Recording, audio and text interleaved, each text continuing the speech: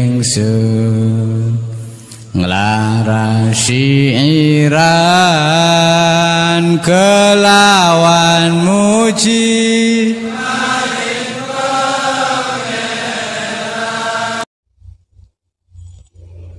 Ideologi, Peri Kemanusiaan dan Manusia, sebuah esai Kiai Haji Abdurrahman Wahid. Di waktu jaya-jayanya pemerintahan Orde Baru, penulis dan teman-teman mendirikan Forum Demokrasi. Dalam forum itu bergabung aneka ragam manusia dengan ideologi masing-masing. Ada yang berideologi sosialistik, nasionalistik, dan bahkan berideologi humanistik atau beri kemanusiaan. Forum ini oleh sementara kalangan intern dianggap tidak efisien dan kurang mencapai hasil. Di sisi lain oleh pemerintahan Orde Baru, forum ini dianggap sebagai bahaya dan karenanya mereka ingin melarang atau membubarkannya. Kepala Bakin Badan Koordinasi Intelijen Negara waktu itu, Letjen Subagio memanggil penulis untuk berbuka bersama dengan wakilnya dan para direktur badan tersebut. Ia melakukan interogasi atas diri penulis, bahkan menuntun penulis untuk menyatakan bahwa forum tersebut bukanlah sebuah organisasi, tidak punya keanggotaan dan tidak mempunyai pemimpin terstruktur. Dengan demikian, Forum Demokrasi tidaklah merupakan oposisi terhadap pemerintah. Dengan tuntunan seperti itu, selamatlah forum itu, dan hanya dianggap sebagai wadah untuk mengobrol dan menumpahkan unek-unek para warganya belaka. Tentu saja sikap dan jawaban penulis itu terkadang menjengkelkan kawan sendiri. Penulis dianggap kurang tegas, kurang bersungguh-sungguh, dan tidak berjuang menurut matriks atau pola teoretis yang ada. Memang penulis tidak pernah mempergunakan kumpulan tersebut untuk maksud-maksud yang praktis, selain untuk tetap menghidupkan aspirasi demokratis dalam dada para warga perkumpulan tersebut. Karena itu, ia juga tidak mempersiapkan diri untuk menghadapi perubahan tiba-tiba ke arah reformasi dengan lengsernya mantan Presiden Soeharto. Dengan kata lain, Forum Demokrasi memang bersasaran terbatas, dan dengan demikian salahlah kalau dianggap harus bertindak lebih dari itu. Memang penulis dengan gigih mempertahankan hak-hak kaum minoritas dan tidak pernah memanjilkan siapapun, termasuk mereka yang dianggap atau benar-benar berideologi komunis. Begitu banyak mereka yang dianggap orang komunis, tetapi tidak mengerti hakikat ideologi tersebut menjadi kawan penulis. Mungkin karena persamaan nasib antara mereka dan penulis, yaitu sama-sama dibungkam. Penulis tahu bahwa Pramudia Anantatur bukanlah orang berideologi komunis, melainkan dalam banyak hal berpendirian sama dengan mereka. Karena itu penulis tidak pernah memperlakukannya sebagai seorang komunis. Ia lebih percaya bahwa Tur adalah seorang penulis yang lebih menekankan aspek peri kemanusiaan daripada ideologi. Demikian pula Iwan Simatupang dan Sitor Situmorang, kalau tidak bahkan Basuki Abdullah yang melukis dengan jiwa kerakyatan. Pendirian penulis di atas sering membuat penulis berada dalam posisi yang tidak disukai oleh para penganut ideologi tertentu, karena dianggap tidak berdasarkan tindakan atau aksi. Tetapi penulis menyadari bahwa sebanding dengan jumlah orang yang mengerti benar lingkup perjuangan yang sebenarnya lemah dalam kenyataan walaupun kuat dalam rumusan, tidak memungkinkan diambilnya tindakan yang sesuai dengan sebuah ideologi. Kita masih berada dalam tahap melestarikan sesuatu jenis perjuangan, bukan memaksakan hal itu untuk turut diperjuangkan dalam bentuk tindakan.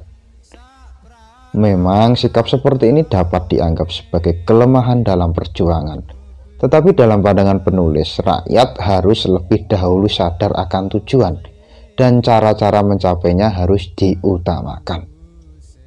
Kalau keduanya belum dimengerti betul oleh orang-orang yang diharapkan menjadi kawan mereka, rasa-rasanya sulit untuk dapat berhasil. Sikap ini oleh sementara kalangan disebut sebagai sikap yang tidak revolusioner, kurang tajam unsur pendobraknya. Penulis secara teoretik dapat memahami sikap seperti itu, tetapi dalam praktik ia senantiasa mendahulukan keselamatan api perjuangan daripada melakukan dobrakan-dobrakan. Karena itu penulis lebih mengutamakan upaya penyadaran terus-menerus daripada membuat dirinya sendiri pahlawan karena telah berani mengadakan dobrakan. Dalam hal ini di mata penulis, orang yang pernah ditahan maupun mereka yang tidak pernah ditahan sama-sama mempunyai jasa. Yang satu menyadarkan masyarakat melalui tindakan-tindakan yang diambilnya, yang lain melakukan penyadaran dengan memberikan contoh dan ajakan dalam bentuk kata-kata belaka. Karena itulah terkadang sikap penulis dirasakan aneh oleh mereka yang pernah ditahan oleh sistem yang mereka tentang. Kalau mereka dianggap non-konformis, terasa aneh bahwa penulis dianggap seorang yang konformis.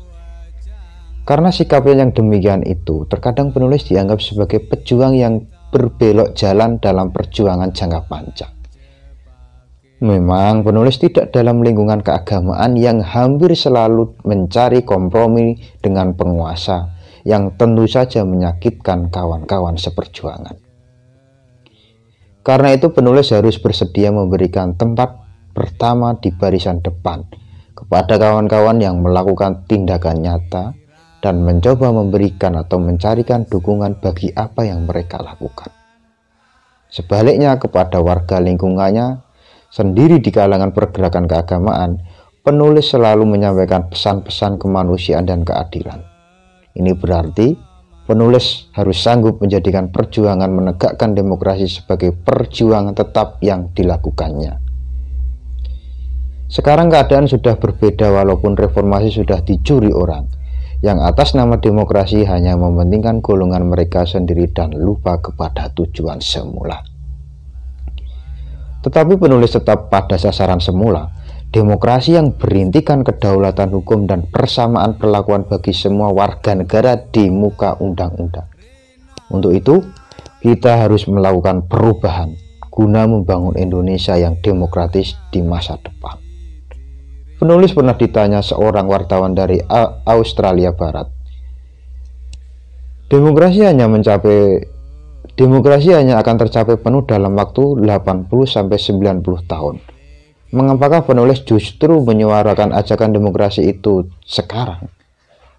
Penulis menjawab, menurut pepatah Tiongkok kuno, perjalanan 10.000 li lebih kurang 5.000 km dimulai dengan sebuah langkah pertama. Penulis ingin agar langkah pertama ke arah demokrasi itu dimulai sekarang juga. Karena itu, jugalah semenjak lengser dari kepresidenan 2,5 tahun yang lalu, penulis tidak pernah mendasarkan diri pada pemberitaan dan analisa media, termasuk polling yang mereka lakukan tentang kekuatan orang-orang yang dicalonkan menjadi presiden.